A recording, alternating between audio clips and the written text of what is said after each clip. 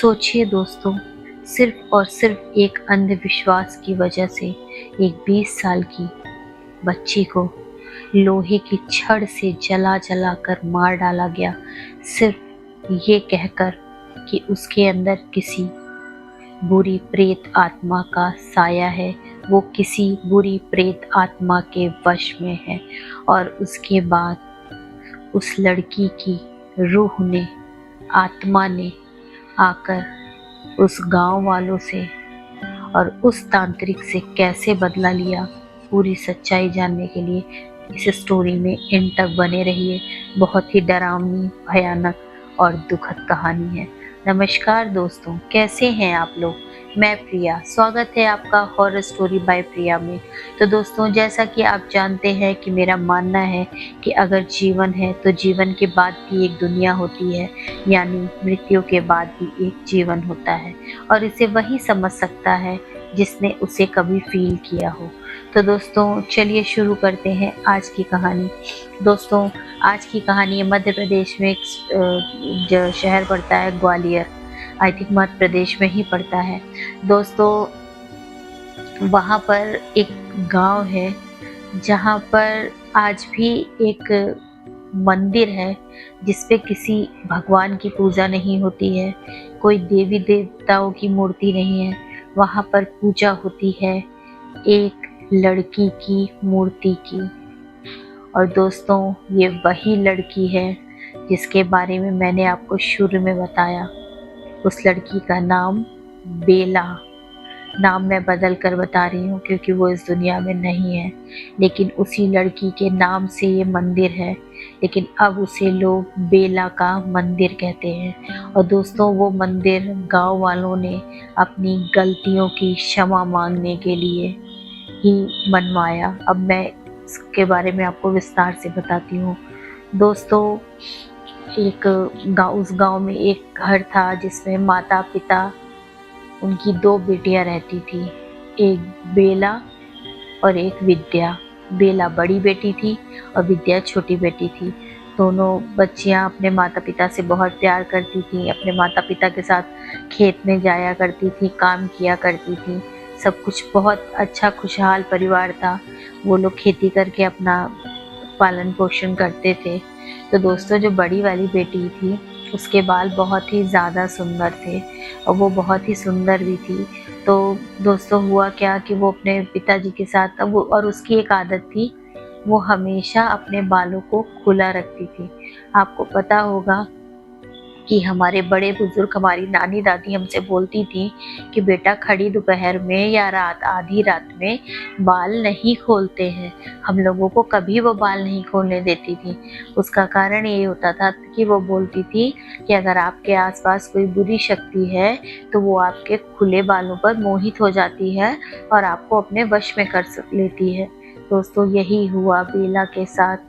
वो अपने पिताजी के पास खेत में जाया करती थी, वहाँ घंटों उनके साथ काम कराया करती थी। वो घर पे से जब वो जाती थी तो उसके बाल बंधे होते थे, लेकिन वो खेत में पहुँचते पहुँचते उसे बाल खुले इतने पसंद थे कि वो अपने बाल खोल देती थी।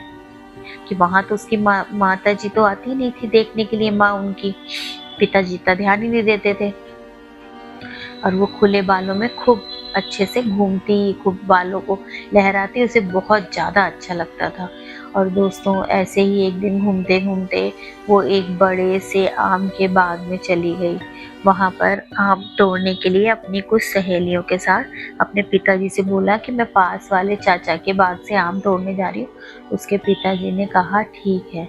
और दोस्तों, वो वहाँ पर आम तोड़ रही थी और उसी समय उस पर किसी बुरे साए की नजर पड़ गई। एक प्रेत आत्मा उसके बाल देखकर मोहित हो गई और वो उसकी बॉडी में प्रवेश कर गई। और उसके बाद में जब बेला जी घर वापस लौटी तो घर वालों को उनके व्यवहार में कुछ बदलाव सा लगा। उन्हें लगा कि ये ऐसे क्यों मतलब कर रही, बिहेव कर रही है कुछ अलग सा। उन लोगों को ये लग ही नहीं रहा था कि ये बेला है। उसका व्यवहार बदल गया था, काम काज करने का तरीका, कुछ काम कहा जाता तो वो बहुत जल्दी से कर लेती। सबको लगता कि अभी तो ये कपड़े धोने दिए थे, ये कैसे 5 मिनट में कर ली। खेत में भी जाती थी तो अपने पिताजी के साथ इतनी तेज काम कराती थी कि उनके पिताजी को भी ताज्जुब लगता था। लेकिन घर वाले खुश थे कि चलो अच्छा है, इतना काम कर रही है, इतना तेज काम कर रही है। लेकिन किसी को ये नहीं पता था कि वो काम वो नहीं कर रही है, जिस शक्ति ने उसके ऊपर वश किया है, ये वो शक्ति उससे सारे काम करवा रही है। अच्छा, अभी तक तो सब कुछ अच्छा चल रहा था, लेकिन फिर अचानक से उसके ना व्यवहार में भी परिवर्तन आने लगा। वो अपनी छोटी बहन से लड़ाई करने लगी, अपनी माता पिता से जवान लड़ाने लगी, उनसे बदतमीजी करने लगी। तो एक दिन हुआ क्या कि उनकी माँ चूल्हे पे खाना बना रही थी और बेला जी आई, उन्होंने बोला खाना दो। तो उनकी माँ ने जब खाना दिया तो उन्होंने बोला कि मुझे ये नहीं खाना है, मुझे मांस खाना है। तो उसकी माँ ने जो चूल्हे में लकड़ी लगाई रहती है आग वाली, वही उठाया और एक खींच के मारा कस के कि जो है बेवकूफ हो, अपने घर में कभी मांस बनता है तुम जानती नहीं हो। और उतना ही करा उन्होंने। उसके बाद बेला जी उठी और उन्होंने कस के अपनी माँ का गला दबाया और ऐसा लगा कि उनके अंदर से 2 आवाजें निकल रही हैं। वो बोली कि मैंने कहा मुझे मांस खाना है तो खाना है, चाहे जहां से ला कर दो। उस समय उनकी माँ ने जब उनकी आवाज़ सुनी तो उन्हें पूरी तरह से एहसास हो गया कि मेरी बेटी किसी और के वश में है। और उन्होंने उससे बोला कि अच्छा ठीक है, मुझे छोड़ दो, मैं तुम्हें मंगवा के खिलाती हूँ। फिर किसी पड़ोस के यहाँ से बनवा के उन्होंने उसे मांस खिलाया। उसने बहुत अच्छे से खिलाया और उन लोग को देख के ताज्जुब हो रहा था। फिर जब बेला और उसकी बहन सो गई तो रात में उनकी माँ ने उनके पिताजी को बताया कि ये बेला हमारी किसी अदृश्य शक्ति के वश में है, किसी बुरी शक्ति के वश में है। तो उनके पिताजी ने कहा कि ठीक है, मैं अपने भाई से बात करता हूँ। फिर उन्होंने, उनके बड़े भाई भी कुछ दूर पर उसी गांव में रहते थे, उन्होंने उनसे जब बात की दोस्तों तो उन्होंने बोला कि ठीक है, मैं देखता हूँ कोई हो जो ये सब काम करता हो। फिर ऐसी बात एक दूसरे से करते करते पता चला कि बगल के गांव में कोई तांत्रिक रहते हैं, वो इन्हीं सब चीज़ों को भगाते हैं। तो दोस्तों वो फिर बुलाया गया उस तांत्रिक को। तो आपको पता है कि गांव वगैरह में ये सब चीज़ें कितनी जल्दी फैलती है और पूरा गांव एकजुट हो जाता है कि अगर किसी के ऊपर मुसीबत आए पूरा गांव एक साथ हो जाता है। फिर बेला के घर वाले उसको बहला फुसला के, बीच में बाग थी बड़ी सी आम की, जहाँ पे वो अपनी सहेलियों के साथ गई थी। और उसकी सहेलियों ने बताया कि जब ये वहाँ गई थी तो ये किसी से खड़ी होकर बातें कर रही थी, लेकिन हमें कोई दिख नहीं रहा था। तो सबको ये तो एहसास हो गया कि ये वहीं से सब कुछ हुआ है। और दोस्तों उसके बाद जो है फिर उसी बाग में ले जाया गया और वहाँ एक पेड़ से बेला को बांध दिया गया। और जब वो तांत्रिक अपनी क्रियाएं करने लगा तो बेला जी बुरी तरह से तड़पने लगी, बुरी तरह से वो बहुत चिल्लाने चीखने लगी कि चले जाओ यहाँ से, तुम लोग ऐसा नहीं करो, वो नहीं करो, मैं ऐसे नहीं छोड़ूंगी करके। फिर तांत्रिक ने एक ऐसा भस्म डाला कि अचानक से वो जो है आत्मा उसके शरीर से निकल गई और बेला जी बेहोश हो गई। उसके बाद तांत्रिक ने बोला कि इसको यहीं पे रहने दो, इसको यहाँ से ले मत जाओ, नहीं तो फिर ये आत्मा फिर इसके अंदर वापस आ जाएगी। अभी मेरी क्रियाएं बाकी हैं। दोस्तों वो तांत्रिक जानकार तो था, लेकिन वो तांत्रिक बहुत बड़ा स्मगलर था। आपको पता है किस चीज़ का? मानव शरीर के अंगों का। वो मानव शरीर के अंगों की तस्करी किया करता था और उसने इसीलिए बेला जी को जाने नहीं दिया, क्योंकि वो यही काम करता था कि अगर कोई इंसान भूत प्रेत पिशाच के वश में होता था तो वो उनके शरीर से उनको निकालता था और उसके बाद उनको वो मार डालता था और उनके अंगों को बेच देता था। और दोस्तों उसके बाद में क्या हुआ कि रात भर बेला जी उसी पेड़ पर बंधी रही। फिर दूसरे दिन सुबह फिर पूरा गांव जब इकट्ठा हुआ तो उस तांत्रिक ने बोला कि रात में वो आत्मा फिर इसके अंदर आ गई है और उसको निकालने के लिए इसे हमें लोहे की छड़ों से जलाना होगा। तो उसके माँ बाप रोने लगे कि अरे ऐसे कैसे, उसको छड़ाओ जलाओगे तो मेरी बेटी को दर्द होगा। तो बोले कि नहीं, ये बहुत ज़्यादा बुरी आत्मा है और ये तो मैंने रात में फिर से विधि करी, नहीं तो अभी तक तुम्हारी लड़की मर गई होती और मुझे इसको जलाना ही होगा।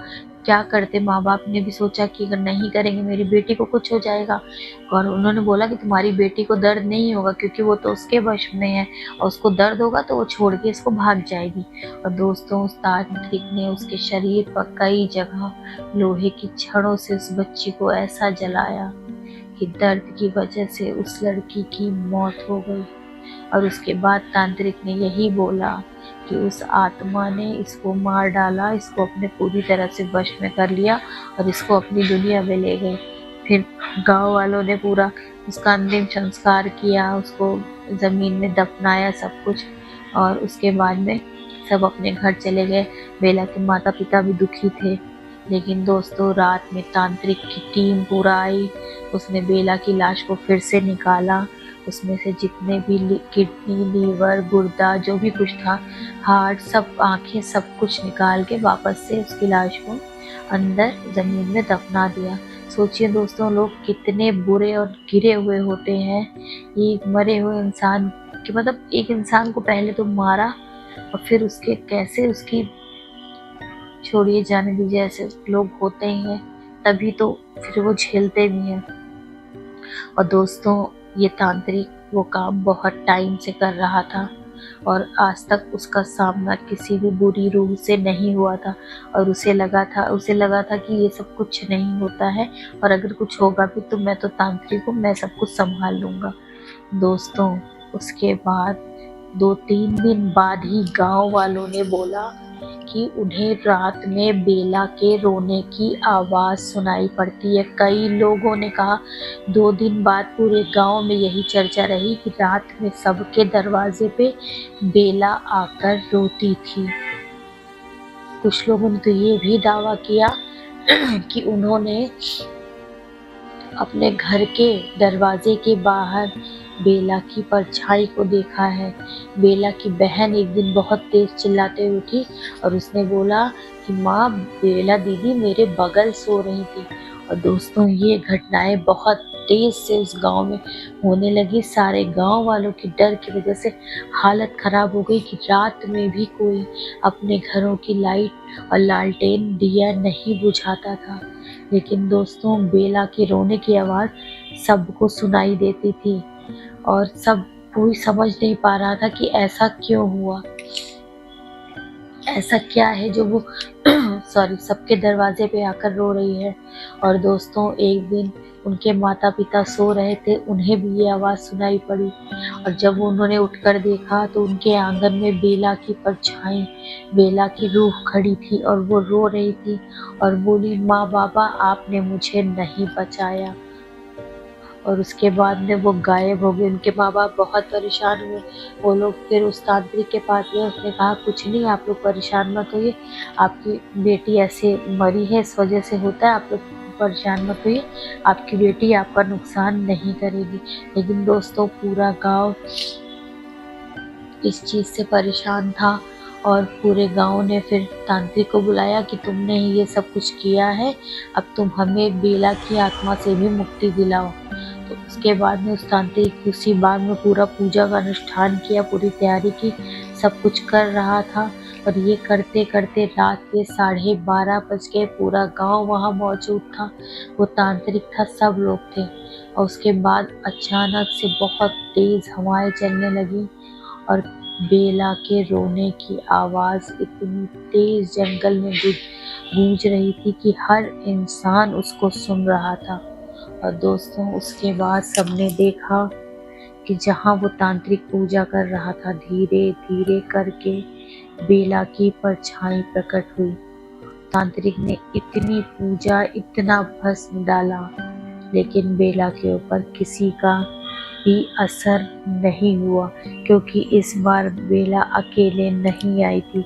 बेला के शरीर पर जिस रूह ने प्रवेश किया था वो भी बेला के साथ आई थी। इस बार बेला के पास दुगना पावर था। और दोस्तों उसके बाद किसी गांव वालों को तो बेला ने कुछ नहीं किया, लेकिन जैसे ही उस तांत्रिक ने बेला के साथ किया था, बिल्कुल वैसा ही अपने आप वो तांत्रिक लोहे की छड़ों को उठाता, उसे आग में गर्म करता और अपने शरीर को जलाता और पूरी तरह चीखता। पूरा गांव ये देख रहा था।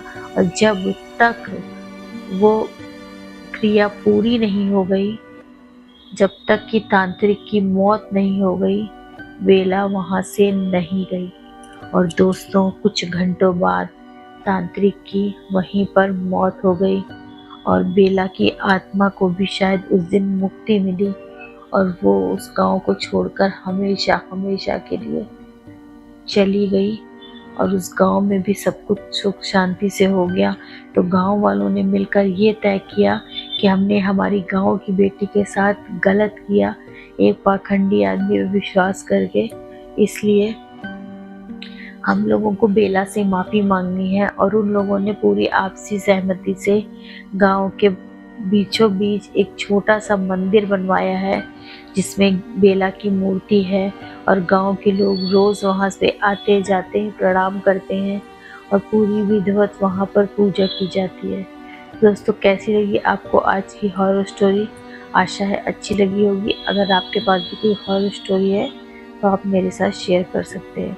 जल्दी मिलते हैं एक नई कहानी के साथ। Thank you so much.